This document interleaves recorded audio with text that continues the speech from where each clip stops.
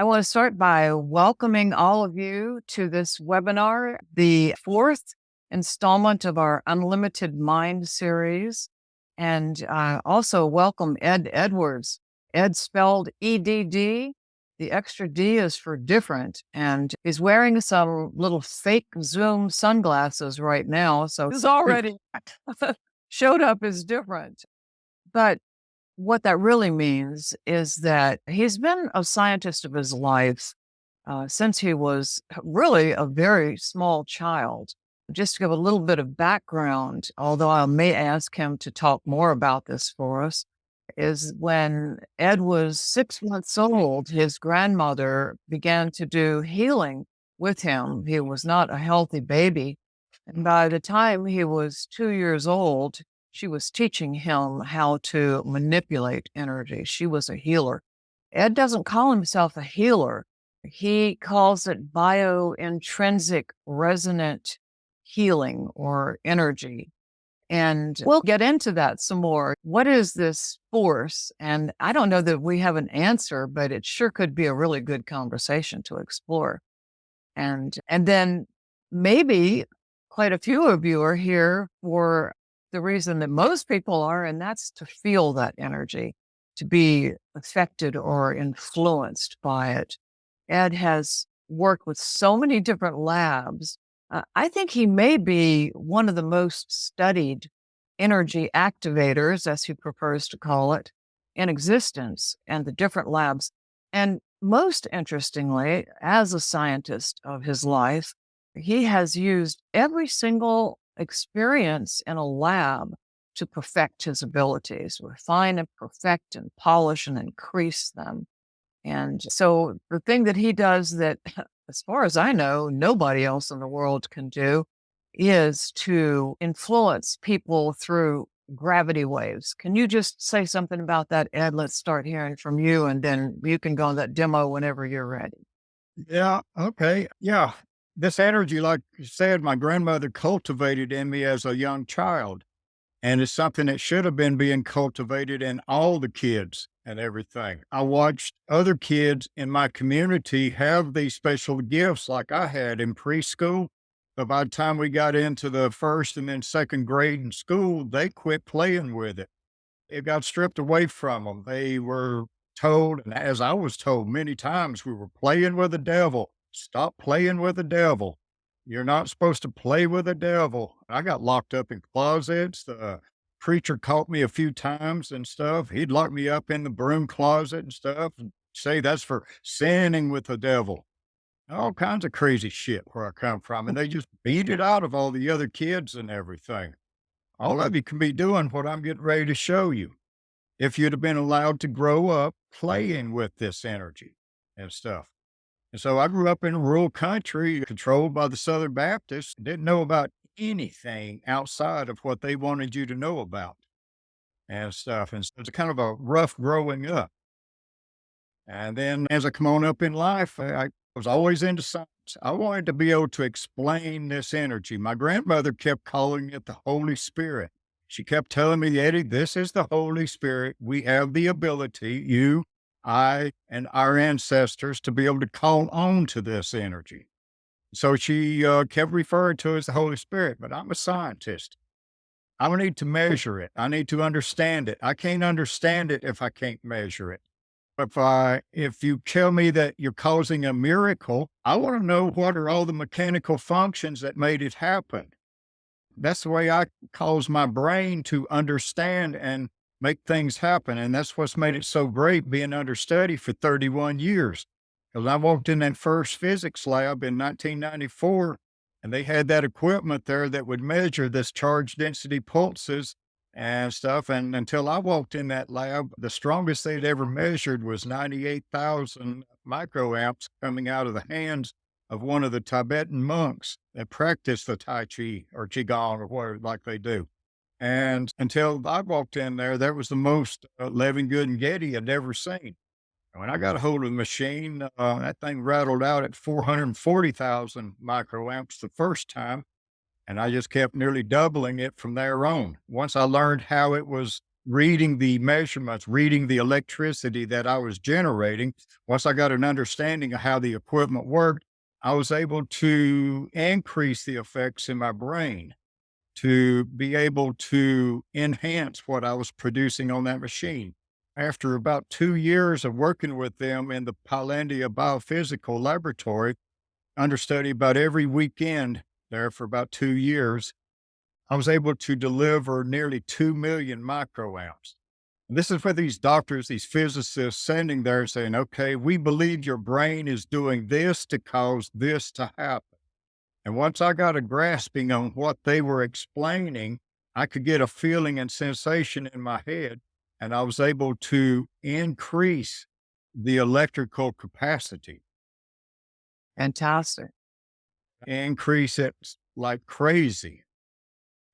And when I had it strong when I was a kid, I learned how to do these electrical polarity reversals in my electric field and radiate what I called, I didn't know what to really call it then, but now I call it electrical gravity waves. And I would do it playing against the people in the church, in the Southern Baptist church. I'd be up in the balcony and I'd start playing with the energy because I couldn't stand it that they made me sit down and be still for an hour. I was a super hyperactive kid, and that was just punishment to me. And so I had to do something with all that energy. And so I started playing with it against them. And I was in the balcony, and our preacher always had prayer at 11:30. And I don't know why, but I was following my intuition. I was 6 years old. I started pulling backwards on everybody. Okay, and I kept pulling and pulling. I can feel this force. I can create a force. I'll demonstrate it in a few minutes so y'all can understand what I'm talking about. You'll feel it. Most of you will. So I was pulling backwards on everybody. And then the preacher hit silent prayer. And my intuition just said, let go of it. It felt like a rubber band slinging, letting loose. I reversed the polarity and I started squeezing, creating pressure and projecting it. I didn't know what was going to happen the first time. And all of a sudden, about 20 or 30 seconds later, while I was putting the pressure on it, different people started farting downstairs. Gosh, did I do that? Because I had two buddies that grew up with me that knew I could do things and stuff. And I said, let's try it next Sunday. Preacher always had prayer at 11:30 and then silent prayer. So next Sunday came up. I tried the same effects again. Sure enough, several of them rattled it off. So I practiced that technique every Sunday for 7 years very religiously. So to speak. After 3 years, I could make two or three of them have to walk like duck, stand up and walk out of the church like duck. And that was my childhood growing up, playing with these energies that all of y'all could have been playing with. You're lucky they didn't burn you at the stake. Learn to play with it against them and not get caught. It developed my ESP. If anybody thinks they're coming after me or anything like that, I can hear their thoughts and they'd be hundreds of miles away. Don't matter. And I'll change what I'm doing. Duck and cover. Huh?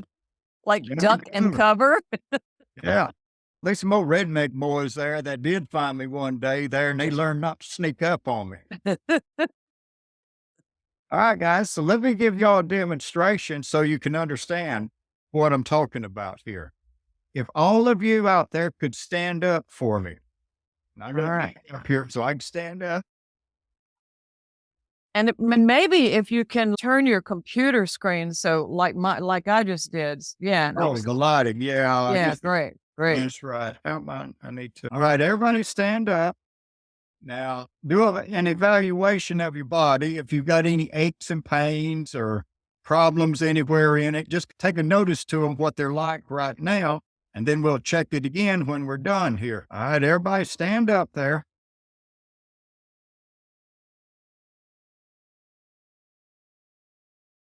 All right, I don't like giving power suggestions, so I'm going ahead and radiating this energy out. Let's see what starts happening with y'all.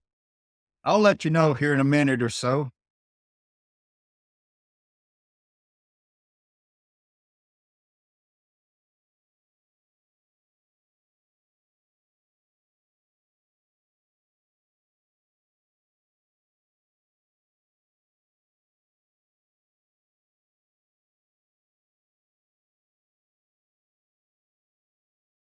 Yep, I'm seeing a little movement out of you. So these are these electrical gravity waves I was talking about. I'm setting up an electrical field here where I'm at, and all of y'all are aware of me. And it's allowing this energy to come through what some of these scientists here call the Higgs boson field. So I'm generating an electrical field on my end, connecting in with it, and then connecting with all over the planet. All right, I'll go ahead and push backwards on everybody.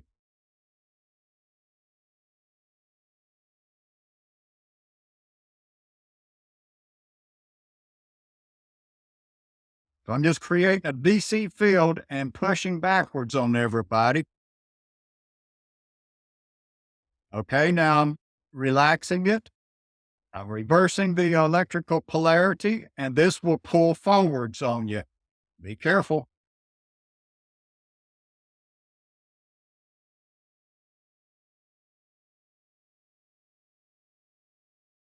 Okay, I'm letting off of that. I'm reversing the electrical polarity and pushing again.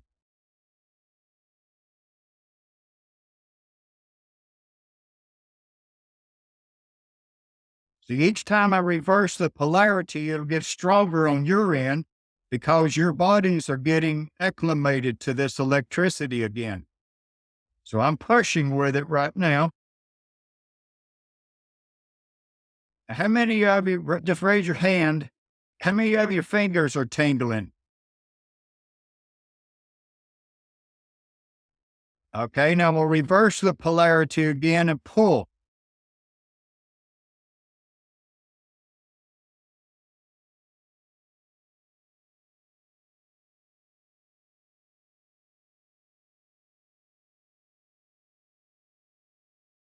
It'll pull some people over pretty good.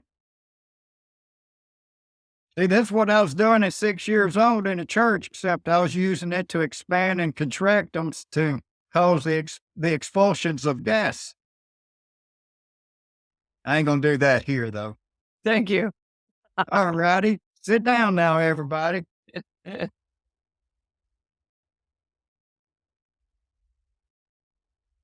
So that's just in a nutshell what I played with my whole life. I didn't have to play with anything else or anything. I just had to keep playing doing that against my friends, my teachers. I learned some good tricks. I learned that if the bullies wanted to pick on me, and about the third grade, because I come from a little redneck country town, and they used to like to pick on me a lot, I learned how to generate an electrical field that would go out around me if I was scared, if I thought they was going to hurt me or attack me. And whenever they stepped in that field within about 10 foot around me, my electrical energy would cause their bladders to come loose. And it worked, but I had to be scared. If I'm scared, I can emit an electrical field around me. And if anybody comes in it, they'll just start discharging. They So don't want to mess with me while that's going on. hey, Ed, do you want we had a little chat thing come up saying thank you. Do you want some feedback from the people here about Sure. what they experienced? Sure. Yeah, if you Open want their to, mic, you can open their mics up one at a time and they can either talk it or yeah, whatever. chime in. Could you feel the energy? Could you feel the tingling in your fingers? Did you have some positive experience? Where's there's a chat box. I can see it. We get it. Oh, there's the thank you. Okay. Gwen. Hey, glad you enjoyed that. Okay, Gwen, I see you waving. Do you want to say Where's something? Gwen at? Next page. There Lisa, she is. I see her. Okay. unmute if you will. We can hear you. You may have to, let me hold on a second. Just a moment. Okay, now try it. Not yet. Hang on. Let me try it. Let me double check it. Allow participants to unmute themselves. It should work. There you go. You're unmuted. Okay, it wasn't permitted before. I tried a few times, but it wasn't permitted.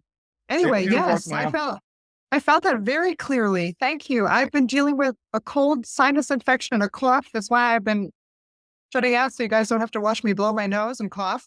But it's feeling very comfortable now. I don't feel like I need to do either of those. I also have been suffering some chronic illness with mold toxicity and Lyme disease that causes me pain in my lower back and most recently in my knee. And all of that is much less now than it was when I stood up and evaluated myself. So thank you very much. And of You're course, very I could feel welcome. being pulled forward and back too. Wonderful. Wonderful. And remember, that's why I say I'm not a healer. I'm not healing any of you. But the effects that I can causes your healing mechanisms to start functioning the way they were designed to work. Okay. And then your Wonderful. body knows what to do. It's got like these, I describe it like you've got these tiny little robots all through your body. And so when you have a damaged area, those robots, then when you know how to do what I do, you can command them things to turn on and start functioning and they start repairing you. When people take part in my demonstrations, your bodies are all needing all these different things done, but you don't have the power and the resources to cause your mechanisms to start functioning properly. And when I do those demonstrations, that in a sense causes all those functions to take place. And I charge your batteries up. So now all your systems, your mitochondria is just charged up to the max. And so those little robots can function for a while. Wonderful. Thank you. But I didn't heal you. You're healing you. Teach me how then, please. Well, just follow me. And that's why it's so important with all this research I'm doing with these universities now. I've gotten real good making neuropathy clear up in people's feet. That is I something. bet they appreciate that. Do I? I bet they appreciate that. And I can do it in these Zoom rooms. I'm working on a whole bunch of people at the same time now with different medical problems in my Zoom rooms that I do each week. And just like I demonstrated on you there, the same effects work for the healing aspects. And I can get more specified in it and stuff, or specific. Anybody else? And if all you have to say is, I felt the movement, that's fine too. You ought to be warming up. Now, what I do with those movements, I do that with all my Zoom rooms to get everybody resonating and locking in. So now for the rest of our presentation here, you're going to continue feeling different electrical stimulations. Just connected us all into a system. Fantastic. Yeah. So it keeps going. You say the robots are on the move. Yeah. These energies get the robots to move and they get in there and fix and repair. And then your blood system, your cardiovascular system sends all the supplies and nutrients to the areas and gets rid of the damaged stuff. Awesome. Lauren, did you want to say something? Yeah, I'll comment. When we stood up initially and after the self-assessment, I guess when you were tapping into the energy, I did feel that pull towards this computer. And then each time, I didn't feel like get stronger and in the changing, but it was very noticeable. Remember how it was there. We'll do another one in a little while and see how much stronger it gets then. See, y'all, this is just the very first time you've experienced me. I've got people that attend my Zoom rooms that have been there 300 and 400 times. If they sign up for everything that I can do, and I keep the prices real cheap on it there.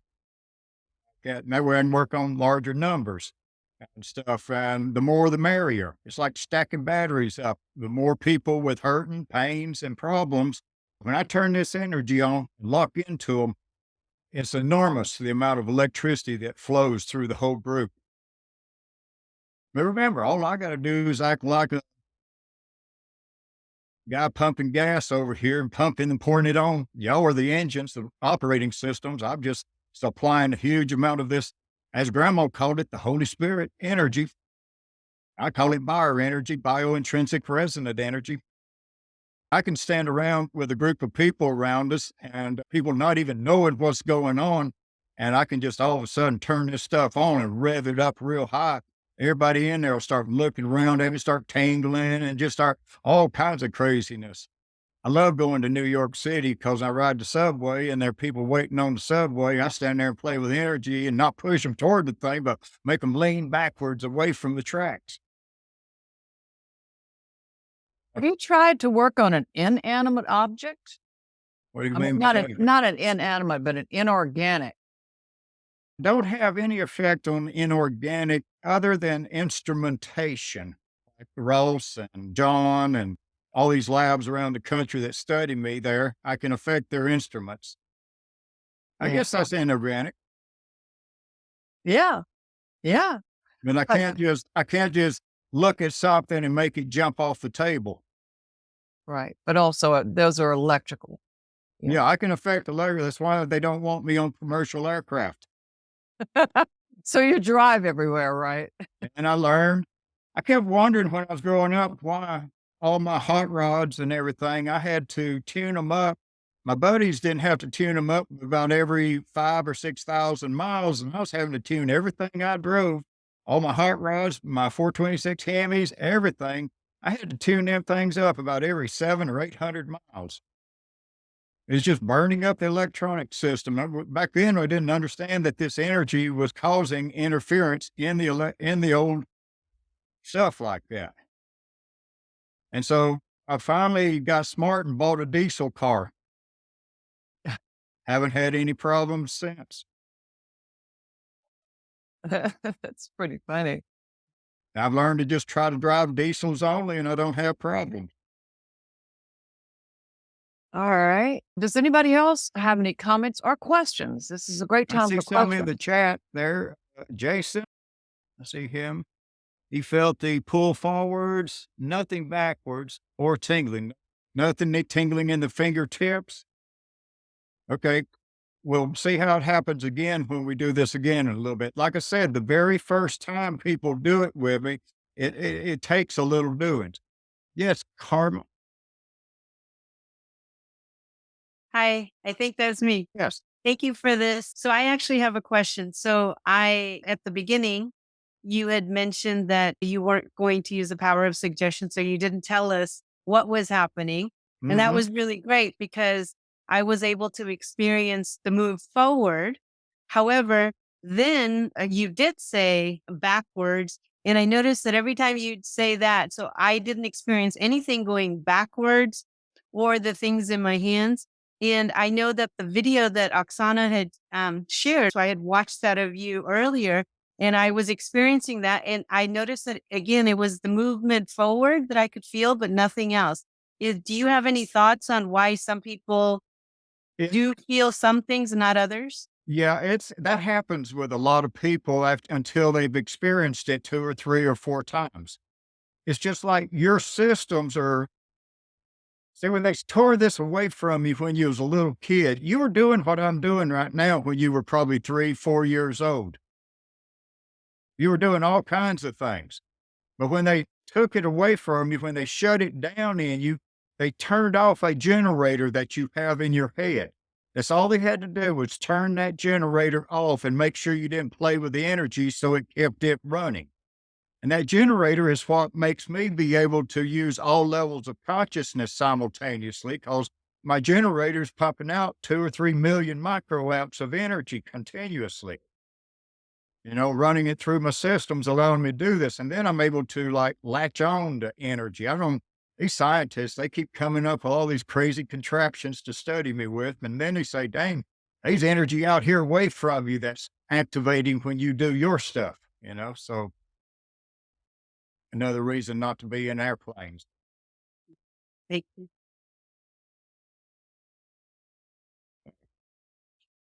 Any other questions? I think there are no comments in our chat. Oh, If you my see, little chat box is so small, it's hard to spot it there. I can read them out loud for you. So there was another question from Gwen saying, how about animals? And somebody else said, Yeah. Anna said, my cat always comes around when Edd is on.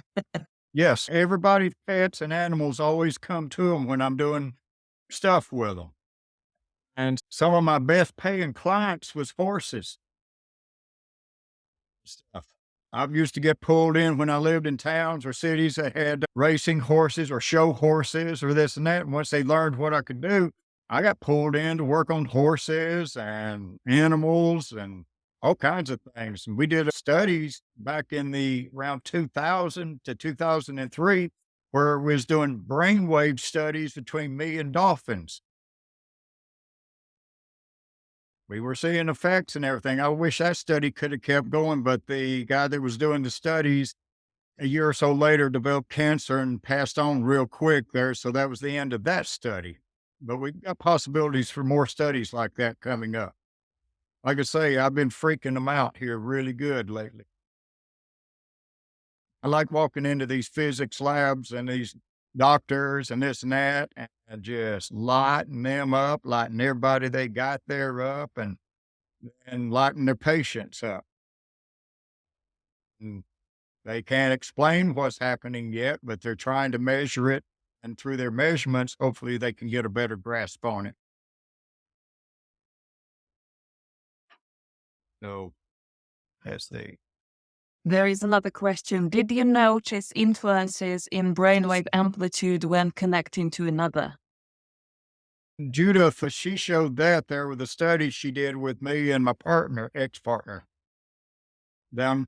You want me to chime in with that right now? Sure, go ahead so that they can get an understanding of there, why we had something so unique that we couldn't see other Okay. people. All right.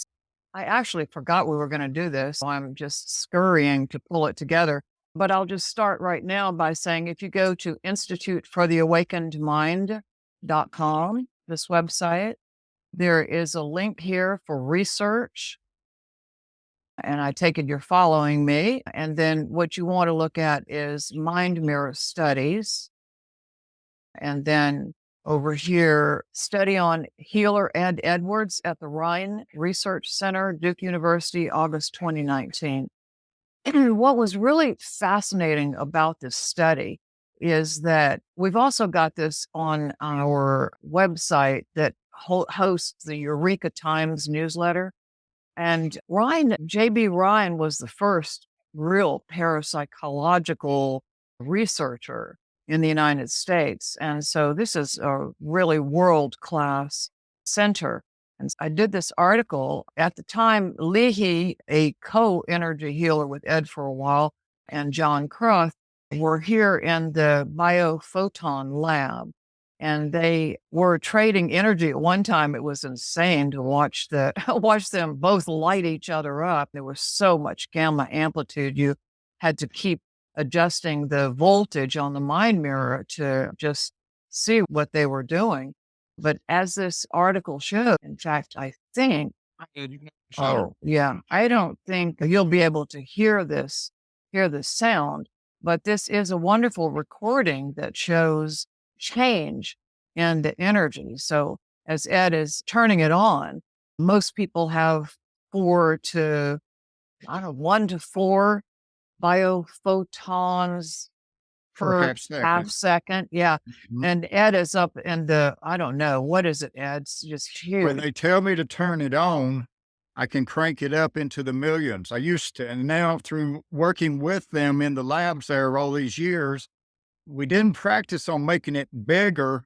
We practiced on bringing it back down. That's what's helped me with my causing people to heal themselves faster, was me bringing that energy levels way on back down and then expanding them and then giving various different pulsation patterns to it. And by doing those various pulsation patterns, I can then trigger your body's healing mechanisms to activate and stuff.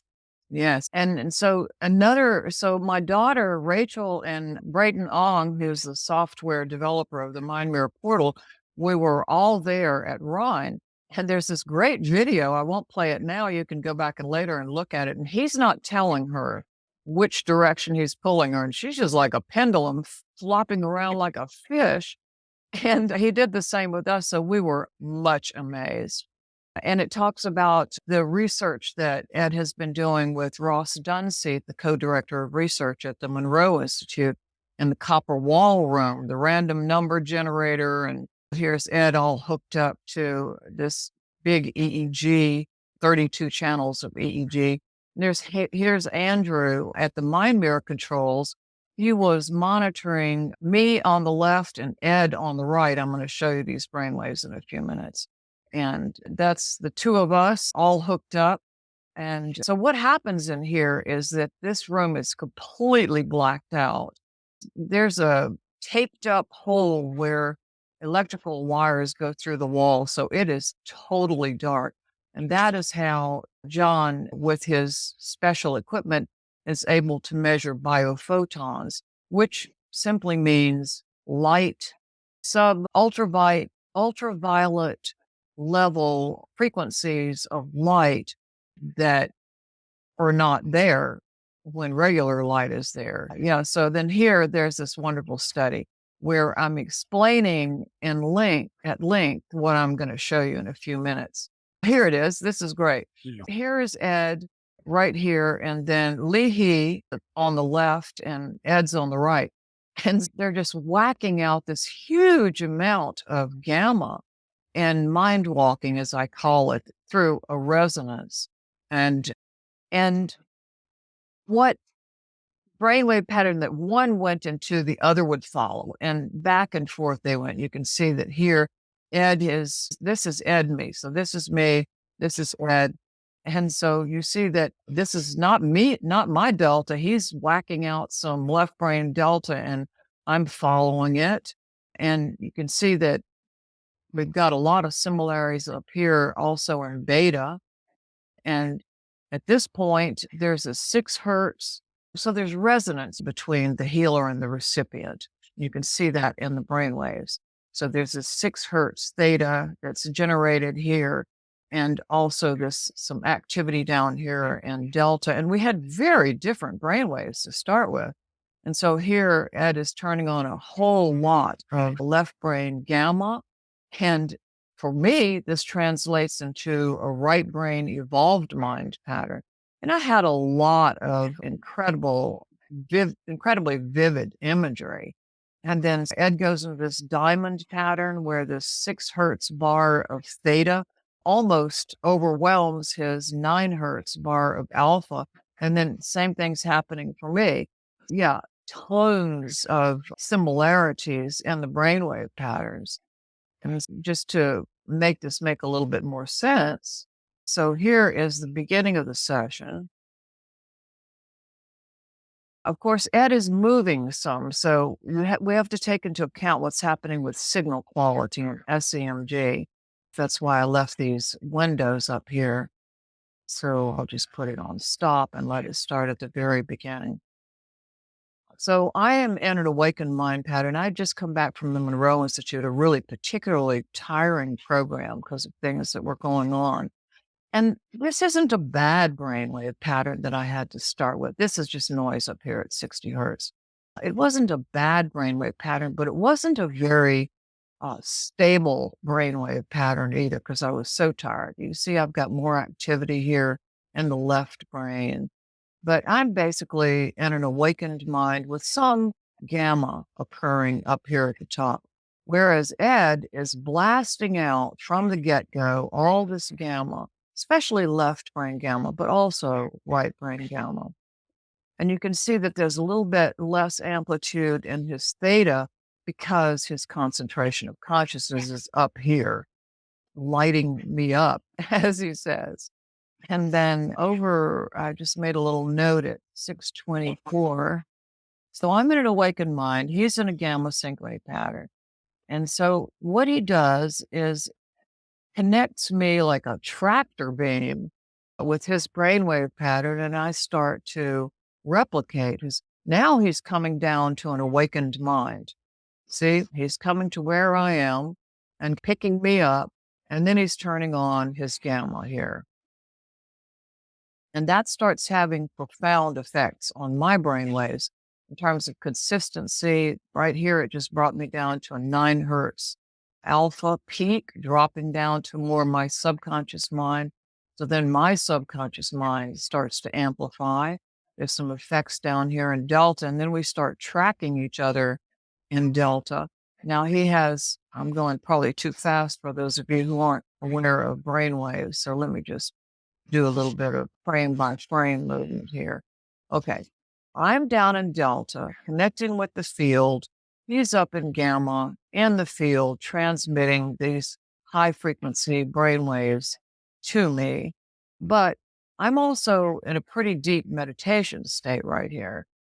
All right. Now, here he is creating this big delta amplitude change that I process down here in super low delta. Okay. Now, I think we're going to see me change towards some gamma pretty soon. Yeah, there it goes. All right. So he blasts out this big wave of gamma, and my gamma's been not flat, but it's starting to increase in amplitude. And although he moves at times, you can see the signal quality is complaining about his movement right here. The reading should be 1.0, and instead it's 0.99. I'm not moving, but I'm taking in this gamma. It was a phenomenal experience for me because I had been so tired before, and I could totally feel all of the energy he was sending. I'll just move down a little bit. You can see my brain waves are becoming more profound and more stable, more consistent. And then I'm starting to flare in right brain evolved minds with the addition of this gamma, Edd's gamma he's sharing with me. That's good signal quality. So that's real gamma, that giant gamma you just saw, that blast he released. We'll just watch him a little bit. There was a left brain evolved mind flare, which is unusual. Right brain is about a feeling of oneness with source. Left brain is saying, oh, I just felt my oneness with source. And usually you lose that oneness when you think about it. So it's very cool. All right. So that was a great pattern there. I'll go back to that. There it is. That is very close to a whole evolved mind flare. And it's a response to this humongous gamma here. So the visions I had, I'll tell you about one of them. I don't know if Edd remembers this, but I saw this. Imagine a tent that, what kind of tent? Not quite a circus tent, but something like that. It's got a big top peak, and then it comes down in almost a diamond shape. And on the two sides of the diamond were all these bands of color. I've tried to draw it. I can't draw it, but I could see it in my mind. And then there's a diamond at the bottom. And I didn't know what it meant, but it was so clear and then real. And at the time I thought, man, this is really important, whatever it is. So here I'm evolved minding and he's gammaing and blasting me out with no signal quality change. This is just his gamma amplitude. In fact, let's go back and see just how much gamma that was. Well, that's 20 microvolts of gamma. That is a lot. Whoa, it's more than 20. Let me back off a little bit more. All right, so I don't need to back off. I need to go this way. Yeah, and what were the amounts, say, when Lee and I were doing it? Because it was like adding those amperages way on up. This is you know. phenomenal amplitudes. We can take a look at it. I think I have that session loaded. Okay. I've just totally lost that. I'm going back and forth with the left and right arrows, so be patient while I re-find it. Now, okay, so now he's meeting me. This is the pattern you saw me producing just seconds ago. So he's come to where I am now to bring me higher. All right, here we go. Resonate in with people. I have to get my energy patterns in with theirs, and then I take us both on up. Dadgummit, I keep losing this. But I know it was well over 20 microvolts. Okay, so to go back to that story, so then I did a meditative writing. And what it said was that these colored ribbon-like bands that I saw on the top of this, looked like a tent, but it was really the top half of a diamond, said that this is how energy transfers from dimension to dimension, frequency to frequency, and that this diamond pattern is a huge part of connection between changing dimensions, changing frequencies, changing dimensions of reality, or at least our awareness of dimensions of reality. And darned if, I don't know if it was at that time. Actually, I did ask Andrew to make a marker. So somewhere Andrew has got the knowledge of what time that was. I said, Andrew, write this down right after I got that image. And sure enough, I went back in the session and we're both forming diamonds, these incredible diamond patterns. So I can't say for absolute sure, but I'd say it's pretty likely that I got the diamond insight at the time we were both forming the diamond patterns of the higher self. Yeah, in general, you see what's happening. He's going to where I am, blasting out some gamma. I'm going to where he is. The upshot of the whole thing was that by the end of the session, which is where I've just scrolled over to right now. So there are periods where Ed is resting, and then he blasts out, and then he rests again. But all the time, my pattern is becoming more symmetrical, more stable. I'm starting to feel way better than I did to start with, far more coherent. And that's how it ended up at the end of the session, is that I subsequently right after that, I went home, unpacked the equipment, and then got on a plane for China, Shenzhen, China, where I was giving a talk at a Buddhist conference. And I never had a moment of jet lag, a loss of lucidity. It had been 3 solid weeks where I had just been rocking and rolling. And I'm not a young person except in my mind. And dragging heavy equipment around all those places, and should have been down on my knees. And instead, I was just super energized. And there's absolutely no explanation for that except for that healing session I did with Ed.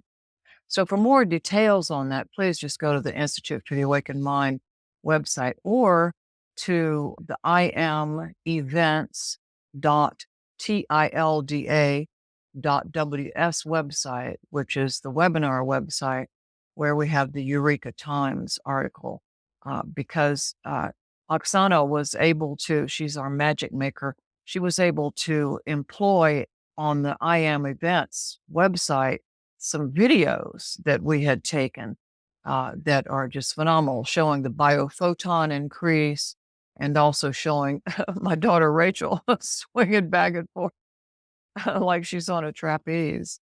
But it happened with us and all of us, and apparently it's happened to just a show of hands. How many of you felt yourself rocking backward or forward when Ed was doing his gravity waves? All right, 2, 3, 4, 5, 6. Yeah, okay. So most everybody. Fantastic. Yeah, that should be doing it good there. But that's a clear pattern of the research showing how our brain waves operate.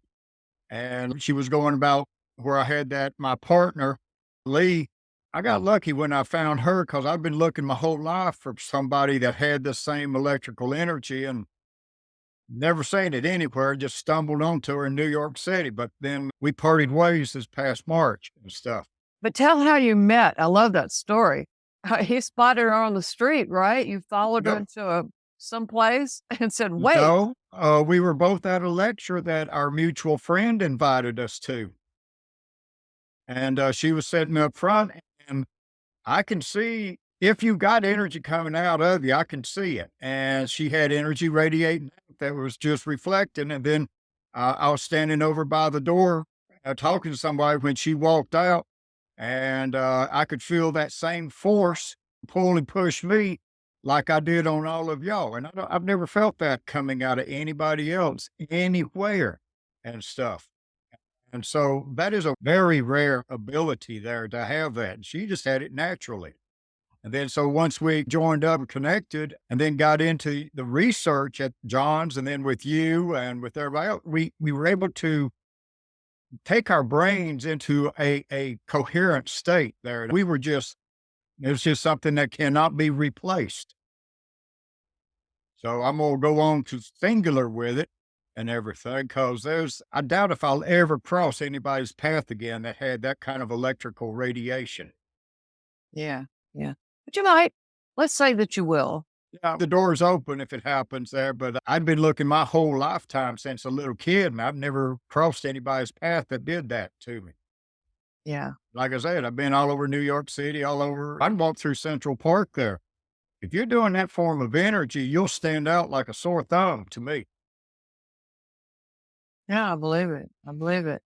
And you stood out like a sore thumb at the Monroe Institute as well. So tell us a little bit about the studies that you've done there with Ross. Okay, I was introduced to Ross by John Cruth down at the Rhine Research Center, because I'd been under studies at the Rhine in the Biophoton Bioenergy Emissions Lab that started in 2008. And so I just go there and I was just getting good results every time. I believe I only had one lab run, and we figured out it was because the humidity was over 65% in the building. And that just dampened down the energy. But out of those many years, I only had one lab run that was bad and stuff. And so after those years of doing that and being able to get consistent results, John was wanting to know what I was doing in my brain that was making it capable of producing that. Because at the same time I was producing the biophotons, and I did not know about it for the first few years, but he had 2 random number generators running right there beside it. And they run 24 hours a day. But whenever I'd be in the lab, be doing my stuff, that thing would go 2 and 3 deviations off the norm and stuff. I was knocking it clean out of the bell curve when I was producing the energy to produce the biophotons. I didn't even know he had the thing running. And so those different studies, that's what we wanted to figure out what's going on. So we got up with Ross. I got up there to University of Virginia DOPS lab, the Division of Perceptual Studies there at UVA campus. And I went in there, and Ed Kelly and Ross, and a couple of interns were there. And I just went ahead and demonstrated a little bit and lit them up real good. And they took funny look at me, and then they stuck me in the lab, and they were saying all kind of crazy words when I came out an hour and a half later. Like what? Like, how are you doing that with your brain? And then he didn't want to tell me anymore. He said, I don't want to tell you nothing. Let's do a study. And so they put me into that 1.5 year pilot study. And so I went up there about every 2 months and stayed 3 or 4 days, and he'd wire me up with that 128 wire, 32 channel quad EEG thing. And I'd wear it for the whole time I was up there. He just unplugged me, and I'd go home, sleep with it. Boy, it was such a hard task to wire the thing up. It took nearly an hour and a half to wire it into my head. And so it's got computer ribbons, so it just unplugged from the computers in the lab, and I could just wrap that around me and put it under a hoodie and be fine. It's fun to go out to eat and pull that hood down in the restaurants. And, but so we got in there and did the studies and did the 1.5 year pilot study. And he finally went public with what he learned about me. And he goes, for the last 30 something years of the EEG studies he'd been doing at UVA and stuff, he had never seen anybody operate their brains in more than one level of consciousness simultaneously. When the computer in the lab told me to focus the energy, my brain would light up. All levels of consciousness at times would show up, with part of my brain in alpha, another part in delta, another part in theta and beta, and all the frequencies from alpha to theta were showing up in my head. And then when the computer would tell me to rest, I just yank it back into alpha, shut it down into one level of consciousness. Okay. And to clarify, the first time I heard that, I thought, that doesn't make any sense to me, because in the mind mirror, we're looking at several different levels of consciousness simultaneously, beta, alpha, theta, delta, and gamma. But it's also true that we're measuring in the back of the head. So we're measuring occipital, temporal and occipital. And in fact, we're measuring the area between the two, which turns out to be the best place to measure for many reasons. But with this 132, was that it, electrodes, what he's saying is that the place that you typically don't see much, let's see, I'm trying to remember who's up there from on the forehead measurements. You don't see much alpha up there because alpha's attenuating, it attenuates from the back of the head to the front of the head. So what impressed Ross and what Ed is saying right now is that there was a diffusion of high voltage frequencies all over his head in places you don't normally see it. I have one frequency on one side of my head and the complete opposite frequency on the other side of my head. And that was constantly moving around there. Wow. And stuff. And so that's where our next studies and stuff, because like I said, before the COVID really shut us down, we got to do those studies here at the Copper Wall, me and my Lee, and we were able to project those energies into the test subjects, and they had phenomenal changes in their anatomy. Ross was clearing up problems in his leg, his wife clearing up the brain fog. Those studies are wrote up in the Monroe Institute blog. Yeah.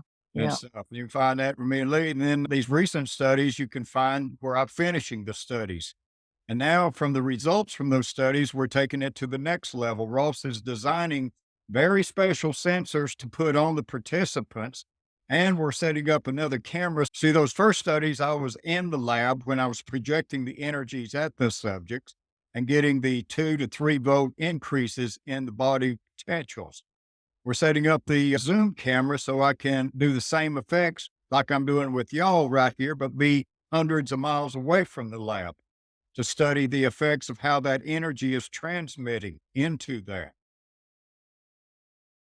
So, What do you think is the difference between a person who goes into that copper wall room and emits 1 to 4, whatever it is, volts of energy, and you who are up at 70 and more than that? Is it just that you have befriended that bio-intrinsic healing energy in yourself and through the years have intentionally looked to arouse it and manipulate it? Yeah, we're pretty sure that is because I grew up with it as a kid, and I was a super mischievous kid with a toy nobody else had, and I wasn't afraid to use it. And I did it daily. And I did things that I can't even talk about in here when I was in high school. Now you really got us curious. I'm going to have to hear from you in an email later. It was fun times. Life really got interesting with this energy in high school when the girls started looking pretty. Oh. So I found out that I have other electrical abilities the other boys didn't have. I've got these electric eyes and stuff, and I found out I had to be very careful how I looked at the pretty girl in there, or I got the shit slapped out of me. And that happened several times. But I don't know why. First time I did, I just happened to look, and this girl looked real pretty. Next thing I know, she walked across the lunchroom and just slapped the shit out of me. She felt it. I finally had a friend tell me what I was doing there and stuff, and then I learned how to retract that ability. Now I can use the same ability nowadays when I'm working on people in person that have asthma, COPD, because I can look into them and then turn it on and make the inside of their lungs get warm and hot. So tell us some about that, because that was somebody's question earlier. How do you use this energy for, you call it BIRE activation. Everybody else calls it healing. Tell about some of the healings, activations. I do the same thing, whether you got a toothache, a snake bite, a broken bone, cancer, neuropathy or what. I do the same identical thing across the board. I'm not healing nothing. All I got to do is become a generator, a power source, and a command center to lock into your electrical systems. And while I'm resonating in there, I'm charging up your mitochondria, just like charging it up to the max. That's your batteries in every cell in your body. And I'm blowing the soot out of your operating system in there and giving a few basic, simple commands. Start functioning to your healing mechanisms. And then wherever you have pain or problem in your body, that's the guiding lines to make those systems function in those areas. And all I'm doing is just activating them, getting them started, and you do the rest. Then people, they attend my Zoom rooms each week or every other week or once a month or whatever, and it's just like a booster. And Keeps then those systems going good for them. And we have a chat question that says, how can we learn to do this?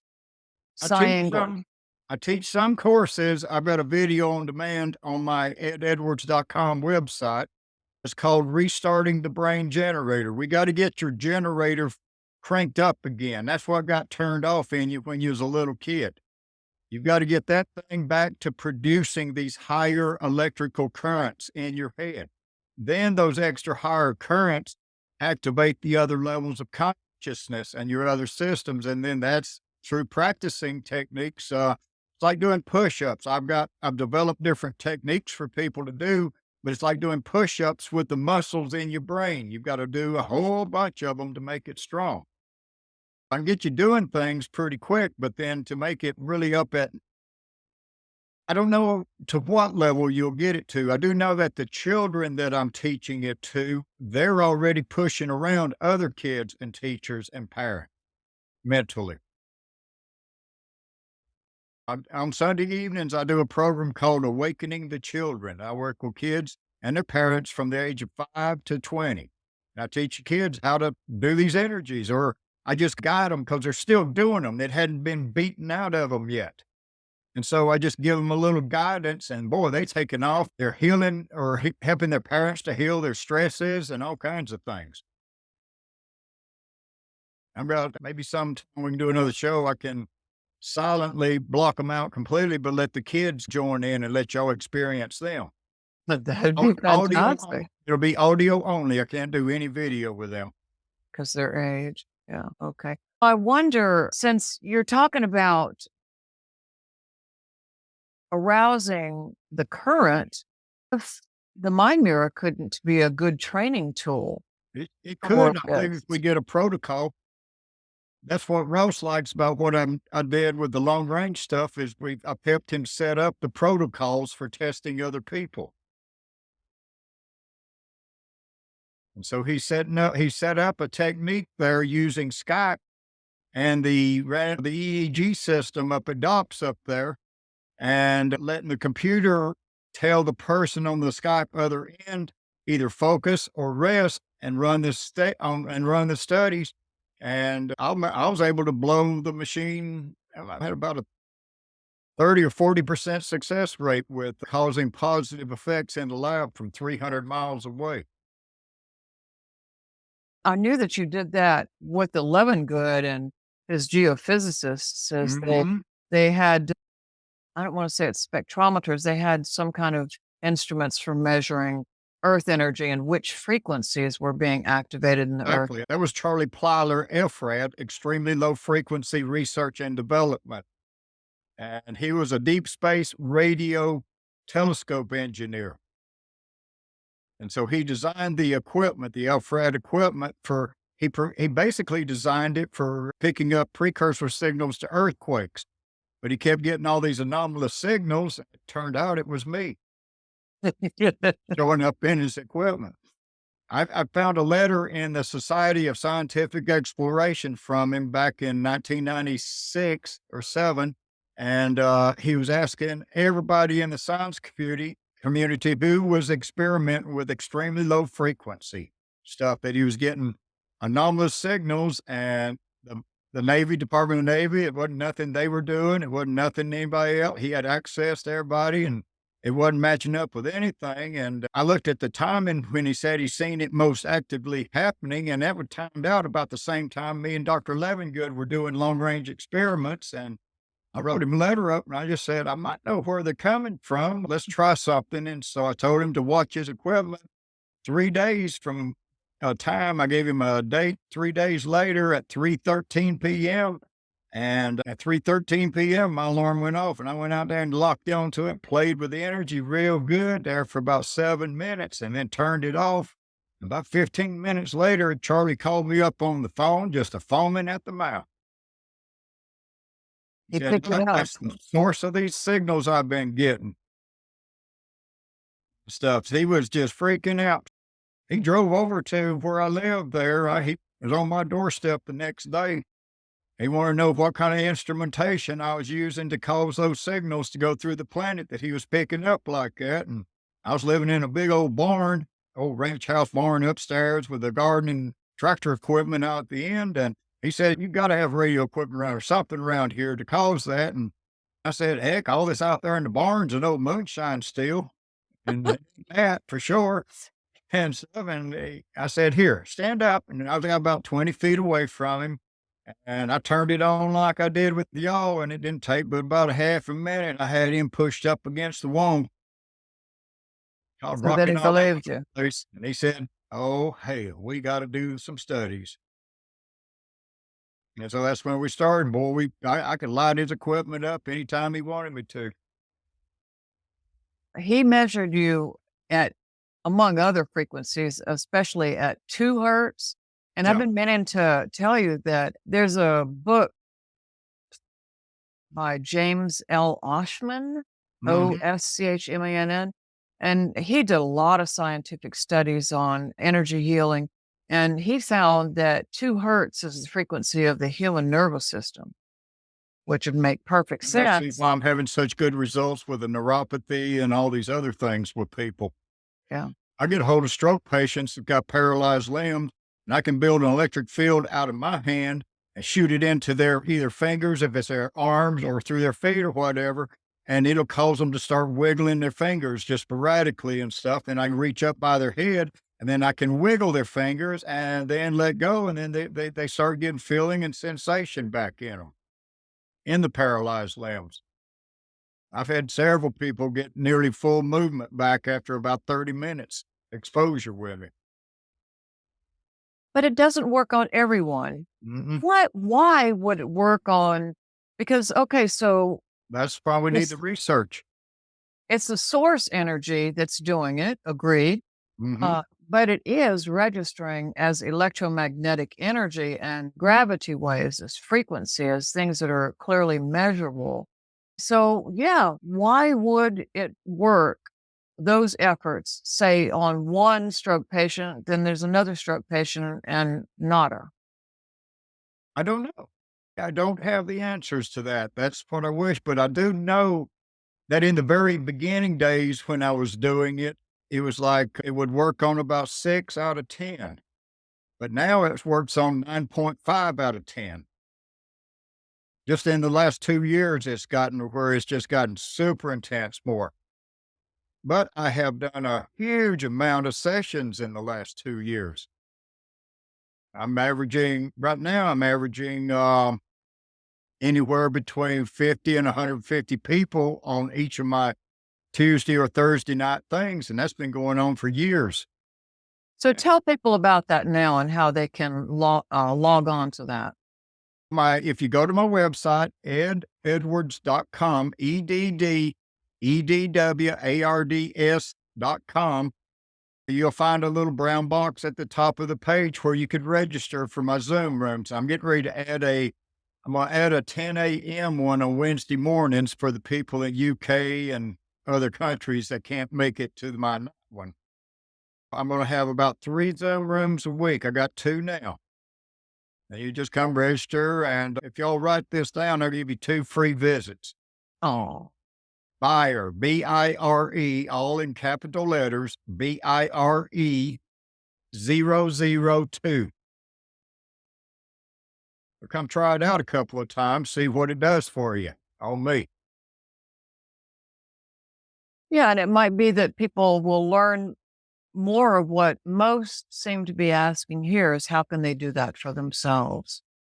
Yeah, I got the students take my classes, and when you register, when you do online register, I'm having problems with the system. So every few hours, I go in and check it. I have to send you a password so that you can access it. I'll get it to you soon.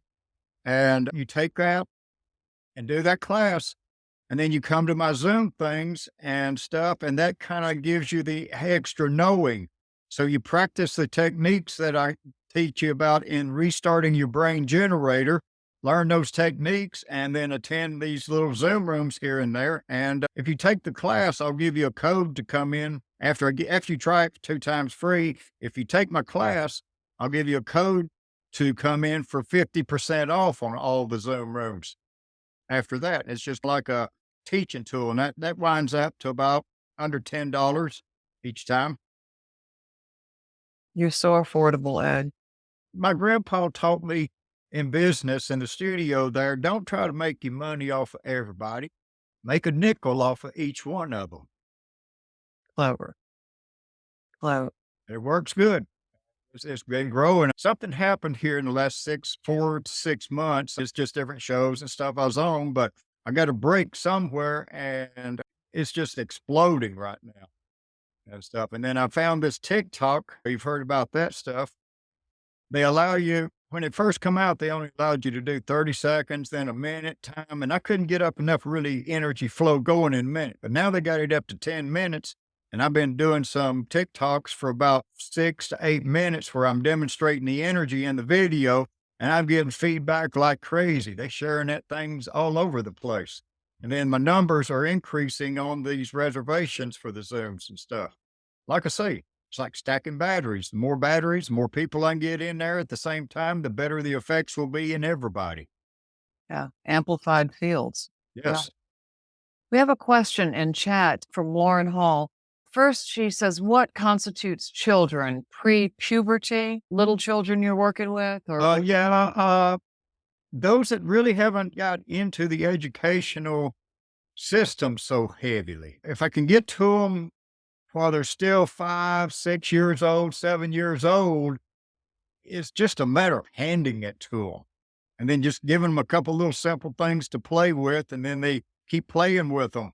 And then each week they'll come back to the rooms and then their parents are saying, oh my God, they're doing all kinds of things. And then, yeah, my daughter, she just took all the pain out of my back and all these other different things. It's just a matter of just showing them what they've already got and then just a little instructions. And then the older they get, I have to go work harder and harder to get them to get locked in. Not really with the kids, but I'm talking like adults.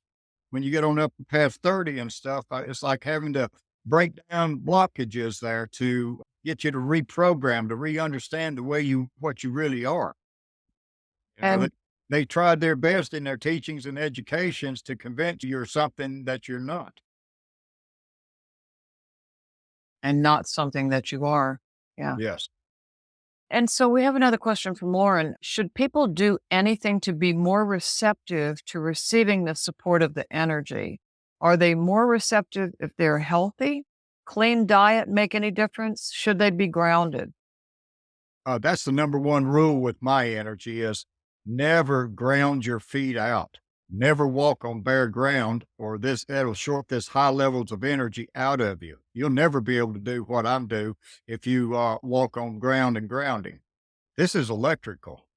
People said, hey, the monks and all them old guys over there in China, they run around barefoot all the time. They didn't take into understanding of them old guys there never put a shoe on in their life. So the bottom of their feet were like leather and that was better insulation than the shoes you're wearing today. Mm. Mm. Okay, so their feet were insulated, but people thought because they was barefoot running around that they needed the earth grounding. No, there was no electrical current to speak of going through them toughed up. It's like dog feet. That's what their feet was like. Yeah. We got a question from Peter. Does solar activity or even the time of day affect your ability to concentrate energy? We do, in the studies we did with Living Good there through solar cycles, we seen enhanced effects that I could do closer to solar maximum versus solar minimum. I'm able to, I'm able to, I guess through some form of induction, be able to grab hold of some of that extra electrical energy coming through space and then give it purposes, adding it to what I've already got going on. That makes a That's lot that of solar minimum, it seems to be. I have to work harder to bring up those levels of energy that are easy when there's solar maximums going on. How about time of day? Uh, I like to get past 10 o'clock in the morning, get my coffee in me good. To get my coffee in me and get my brain woke up there, I'm ready to do it. So Raymond Strano has a comment that healing is a matter of coherence. Would you agree with that? Yeah. That's what was so unique about that partner I had, is the way we were in coherence. That's something I'll never see again. Don't think. Right. Right. Okay. And then Karmjit Singh says, are you saying that using grounding mats under you are harmful, or is it better just not to use them at certain times? Yeah. I know a lady that got her back caught on fire because lightning struck the tree outside and run backwards through that grounding mat and cooked her. It melted it into her skin. Whoa. Nope. Definitely don't be on one during a lightning storm. If it's those that plug into your grounding outlet. Oh, because they're plugged in. I thought grounding mats were not electrical. If you go ground, you got to go through something. Huh. Eek. Okay. I don't. It's like this. If had an ego and I was teaching this stuff, but I didn't want none of y'all to ever get as strong as me, so I could always be the strongest one and everything, I'd tell you to go out there barefoot, make sure you do your grounded, but you would never build up the amount of electrical energy in your bodies that I can build up by not grounded. Makes sense. Your body has electrical systems. They need power. The problem people feel like they need to ground is because they're stuck in one level of consciousness and all this energy is running around, but their processor is not working because they're in one level of consciousness. You get that multi-brain action going on, then all that energy that's building up then gets processed instead of having to shoot it off the ground where it makes that system up there not run. Give it purpose. Nothing else. Make somebody fart in the restaurant. That'll drain off some of that extra tense energy. All right. Sean Kelly says that you can plug grounding mats into the center hole in your outlet, essentially a wire to That's the what earth. cooked that lady. The lightning hit her air unit outside the house there, and it run backwards through that grounding circuit and fried that mat right into her back. That's scary. It's very scary. And As then you look on them on them mats, they don't have a UL Underwriter Laboratory sticker on them. good point. Got a UL sticker, I don't buy.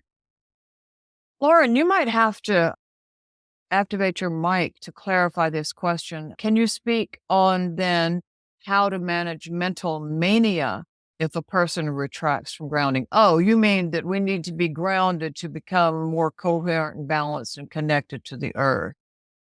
And so if you're not, then you lose your mind? But more that usually there's this inner direction of ground yourself, not technically using like the earth, but just that you mentally direct this sensation of grounding. I hear that a lot. I guess Those that are saying it didn't do the research studies on it to understand why they're saying that. Mhm. And so I guess I'm meaning then if I retracted from grounding and just Yeah, you need to start using your higher brain functions, and then it processes all that energy that you're wanting to go out there and ground by only using one level of consciousness. When you learn to do my stuff, you quit being one level conscious human, you become a multi-level conscious human. That's what you were designed for. Yeah, I like Creator that. didn't build all these extra functions up in here for you to run around and only use a fraction of them. Go ahead, When you Lauren. turn this system on, you've got a system up here that is utilizing power and flowing power and keeping your body very healthy. I'm in my 60s and I haven't been to a doctor since I was 17, and that was because my parents made me go. Yeah, I work with people in a form and that often charges me. And so I regularly ground to release that. Otherwise, I'll notice that the energy gets really amplified and it gets a little hard sometimes to stay what we typically call as grounded and doing those general things like sleeping, eating, counting. That's where, again, you've got to start utilizing your higher brain functions to process that extra energy. That's the only problem it builds up in you because your processor's only running on one cylinder out of 8. You got to get all these other cylinders, all these other levels of consciousness running, and all of a sudden, whoa, those problems go away. Do you have any trouble sleeping, Ed? I, I stay up until I can't stand it anymore, and I go to bed, and I always wake up almost to the same second every morning. Okay. No clocks. Jason Palfman wants to know, how much of your brain in percentage are you using? Who was that? One of the doctors said that when I crank all this up, they're looking at thinking somewhere around 89%. They think other stuff's going on in the others, but there's no way of measuring or having an understanding of it. They do know that when I turn this on, I get all kinds of activity going on in there. That's why, like bro said, is all kinds of shit happening in there. I've got a video on my YouTube that is of him wiring my brain map cap up. It takes an hour and a half, so I speeded it up to 8 minutes. The video, so he's just being wiring it up. And I stripped the audio out of it and replaced it with the audio where he was on Shattered Realities, where he was describing what my brain was doing. Yeah. And stuff. So you can listen to him directly and get a much better understanding. Let me see if I can find the link and share it in the chat or something. And while he's doing that, I'll just explain for those of you who may not know that DOPS is the Division of Perceptual Studies at the University of Virginia. That is the department that Ian Stevenson founded decades ago to do his studies on past lives in children. He found in children, wrote many books about. And the University of Virginia. Welcome has agreed. Oh, can you share that maybe? University of Virginia has very well respected for being a university with a research concentration, but DOPS, this Division of Perceptual Studies, and the work that Ross does there is just absolute leading edge. Okay, Put good. the link to the video in the chat box there. Okay. And then Don asks, is there anything you specifically think about to raise the energy level in your body, brain and body? When I wake up of a morning, I can be there just like normal person. I just turn it on. I start tingling and feeling electrical all over and get up and go at it. So you just turn it on and keep it on. When I turn it on in the morning, it stays on till I go to sleep. So it's intention. I guess so, yeah. Because I like right now, I just feel this electrical, comfortable hum going through my body. And if I need to do something, I just do it. You know, if somebody says, "Oh, I'm hurting like hell," I'll just light their ass up real quick and they quit hurting. They go to grinning. I don't like to see people in pain. I can make them go to grinning in about 5 minutes if I think they're hurting real bad. You certainly helped me. I've been suffering from a pinched nerve resulting from ruptured discs in the neck that was absolutely excruciating for the past 6 weeks. And it took me about a week to think, I need to call Ed. And I did, and he spent a solid hour on the phone on FaceTime with me. And I totally felt all of the nerves relaxing at the source. And he got down to the first trigger point where the muscle was sitting crunched up on the nerve. And I had to go and see a friend in the hospital, but never since then have I had that problem, the neck. And it's a lifesaver. He's got people who had a detached retina and regained 60% of their eyesight. So this is Yeah, really that freaked me out there. That happened about 2 or 3 weeks ago. tell about it. I was on stage giving a small talk to a small group, and I invited 4 people up on stage to let them hold the mic and describe to the audience what they felt in their bodies as I did my stuff. And then I got to the 4th man there, and he said, "Can you help a detached retina?" I didn't think I was going to be able to do anything much with it, but I said, "Let's give it a try." And he sat down in the chair, and I put one hand behind his head, and my other hand right in front of the eye, and aimed energy in it and cranked it up like I do, just revved it way up and everything. And about right at about a minute and 10 seconds or so, he jumped. He goes, "Oh my God, there's a spark went off in my eye." Now I backed off of him, and then he looked around, he blinked his eyes and looked around and said, "Oh my God, those black floaters in my eyes that I've had the last 2 years, they're gone," and everything. And I said, "Oh, good. Okay." And so I give him my text messages and everything. I told him to text me or call me if he had any problems. And then he went on about the day. And about 8 hours later, he sent me a text message. He said, "My God, I can nearly read out of that eye. It's nearly 60% clear." So he asked me to do a 5-minute session with him the next time. That was just 2 minutes. But like I say, that is strange how it affects this energy. I'll build it up so high, and I've got it stored up in my body because I don't ground, and I'm like a storage capacitor. And so when I can work on someone, I can deliver a huge amount of electrical energy that the body operates on. And it seems like the more energy put into it, the faster it'll process it and do stuff with it. I haven't never hit the maximum with it with anybody, I don't believe.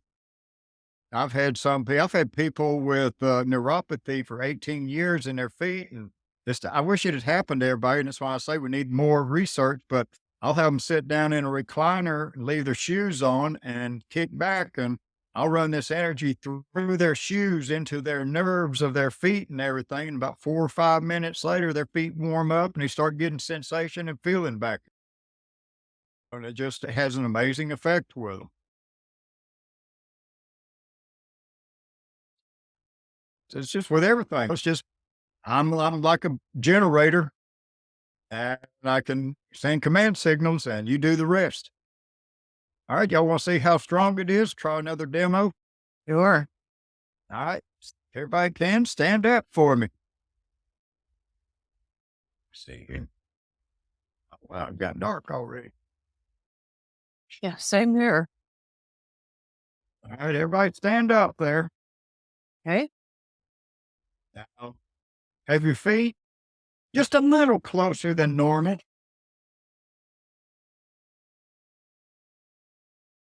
Okay, again, I'm not going to give you any power suggestion. I've just started doing it, and we'll be able to see through video what's happening. Pay attention to it, see how much stronger it is over the first time.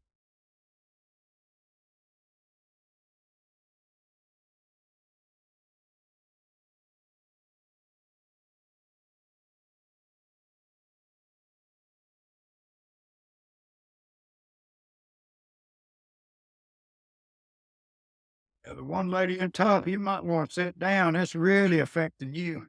You might want to back up to that wall so it'll catch you there. And I'm going to pull forwards on everybody really good.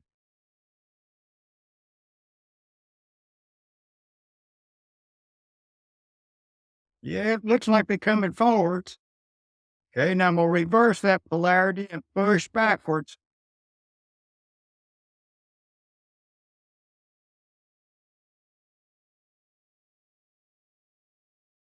And that should be causing your bodies to relax a little bit this time and warm up a little wherever you might have aches and pains.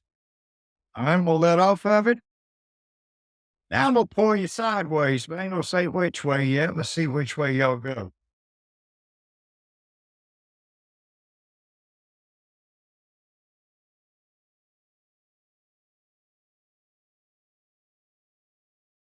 So I'm tugging to the right. Yep, looks like some of you going that way. Okay, I'm going to pull back the other direction for you.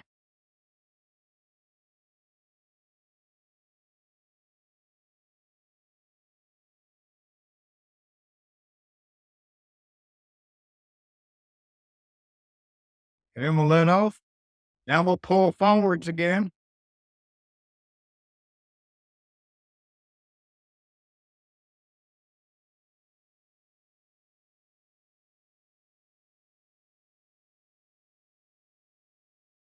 Now I'm going to reverse it, push.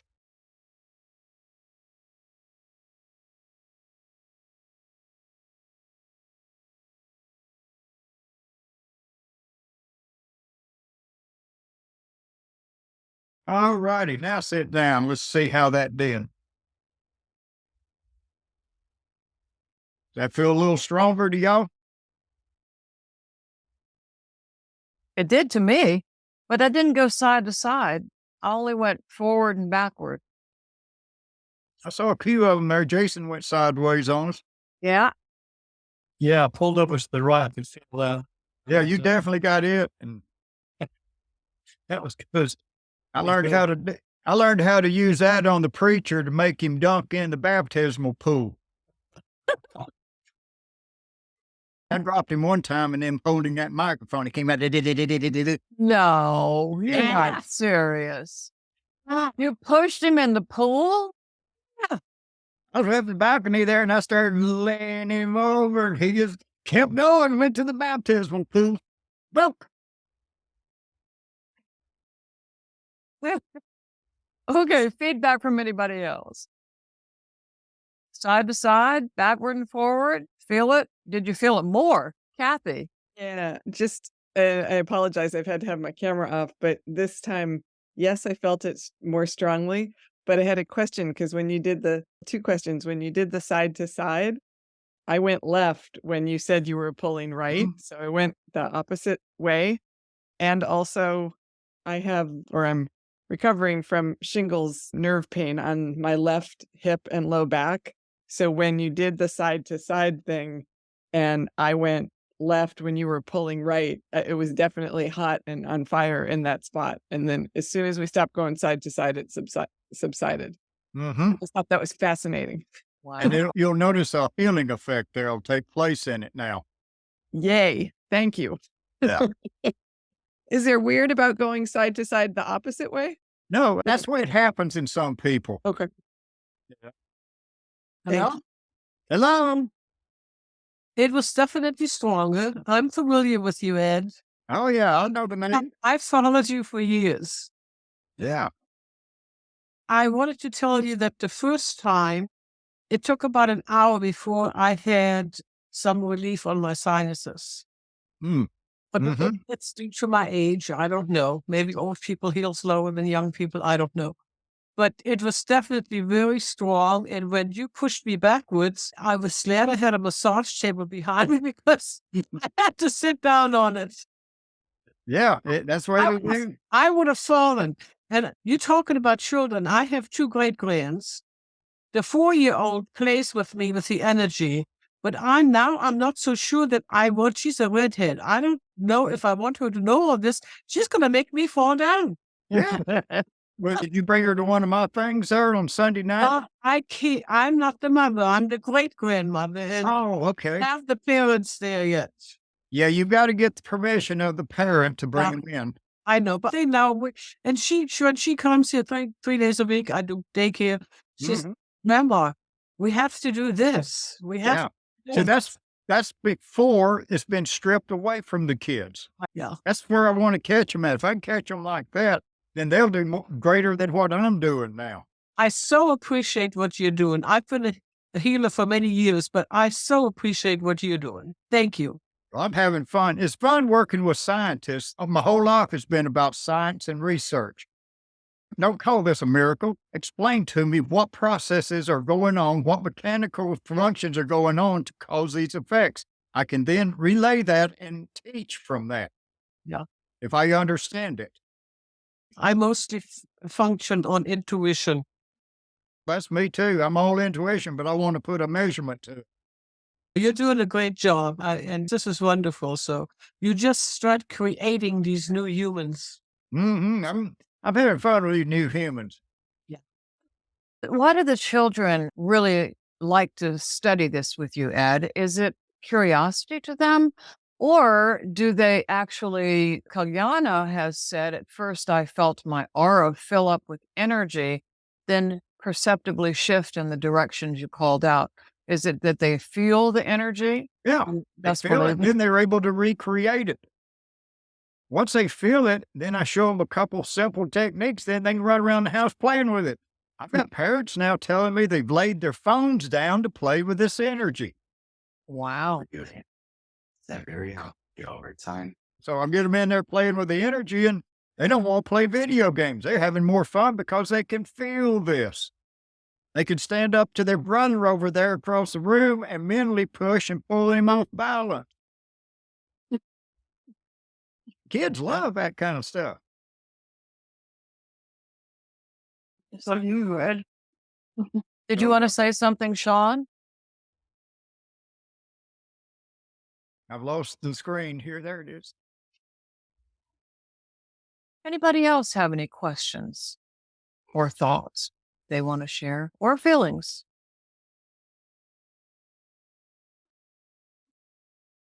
Let's see here. Anyhow, if anybody else say anything, will you say something, Rosalind? Unmute your microphone. And I rarely wear shoes. And so now when I'm practicing this, you're telling me I should put on shoes? Not in the house. Only where, yeah, the only time you need to worry about having shoes on is if you're outside on bare ground or wet concrete or wet grass. And only if I'm doing these energy exercises. All right, that's my rule of thumb for all the time. Oh, okay. I do not ground myself out. I want to keep every ounce of electricity in my body because my brain is processing it and generating it and storing it up in my body like a storage capacitor. Now that makes sense. So when I go feed the birds, I'll put shoes on. Yeah, that's now you're okay to walk on dry grass. You're okay to walk on sand at the beach. You're okay with all those things. Go swimming in the ocean. You know, it's just you don't want to be energy charged up and your bare feet hit ground. You can always think of it like if you were holding a 110-volt wire in your hand and how it would electrocute you. It'll only electrocute you if your feet are grounded to ground. You can walk on all kinds of other substances and you'll never feel anything coming out of that wire. Good. And listen, I just sent you $79, I think, for your beginning course. Oh, okay. I'll send you the password in a few minutes when we get done with this. Oh, well, you don't have to do it today. It can be tomorrow. I've got another workshop on. So that's great. I hope it gets to you. Okay. I think something popped up there a while ago. Okay. Yeah. Thanks so much. And just You're to welcome. clarify that, Kamjit had a question where to start with this. So start with the class or start with that. Zoom? We got to get your brain generator. If you don't produce electrical energy, you can't do any of the other futures, advanced stuff. You've got to be producing that electricity. And so the techniques are real simple. It's just me getting you to focus on your brains, to mentally focus on your brains, and then set up a frequency pattern, a simple frequency pattern in it. And once you get that established, then I just teach you how to stand in front of a mirror or across the room and mentally cause yourself to be pulled or pushed toward it while you do those frequency patterns in your brain. It's just a simple little exercise. And once you get better and better, the more you do it, the more electricity you're going to produce.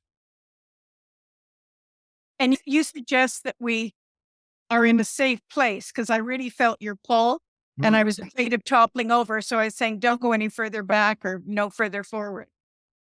So I should have comfortable surroundings around me where I can fall on the couch or something.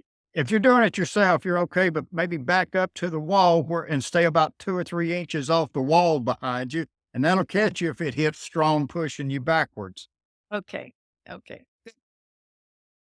Wonderful. People are saying, thank you so much. This was amazing. How do I get to your Zoom sessions, which we've explained? Just go to eddedwards.com. You can go to the Zoom sessions and receive that healing energy, or you can sign up for Ed's classes. Do go to the website and click on Eureka Times and see that article, because there's some really fascinating videos there where Ed is moving things around.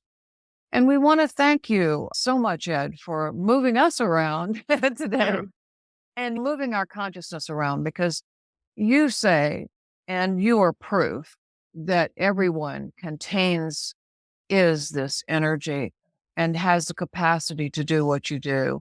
And that is basically saying that everyone has that unlimited mind. And we need to hear that we all have superpowers. But they're not superpowers, really. They're just our natural ability. You practice with them, they'll become superpowers. Yes, It yes. takes a lot of practice, and it's just the more. And then, like with me, I'm driving down the road and I'm playing with energy. And if I get behind someone and they're going too slow, I focus energy in their right leg to make them mash the gas pedal a little harder. Oh, I love that. I always think when they're going too slow of the James Bond movies, the early ones, where he had these forklift. Oh, yeah, lift him up. Coming out of the front of the car. And so I imagine I'm going to tump him over, but you actually have a practical Yeah. way. I'll either get them if they keep being too slow. If I can't get them going faster, then I'll turn on got to go to the bathroom sensation to get out of the road. Just think of the things we can do for our traffic rage here. Yeah. All right. Thank you so much, Ed. And I would just direct everyone's attention to the chat. Anna has kindly posted a link to Ed's Zoom room, so you can copy that and get there. Toot sweet. Thank you. Thank you, Edd Edwards. The extra D for different, but also must say distinctive and delightful. And we hope to see you again, hopefully with the children. Yeah, I can't do video with the children, but maybe I can let you listen to them in the background having fun. Absolutely. We would love it. Thank you so much. And now, if y'all have children, on my eddedwards.com, you'll see a thing, Awakening the Children, in my menus up there. But you got to have children to go register for that. I've had people come in that didn't have children, and I have to send them on their way. Just for that room, just for that, and I do for the children. Phenomenal. And thank you for what you're doing for all the people you heal, and especially for the children. So we I ain't don't healed forget. nobody but me. Yeah. Activate. We'll see you again. Thank you so much, Ed. Big heart. I've enjoyed Big it. love to you. See y'all. Bye-bye. Thank you.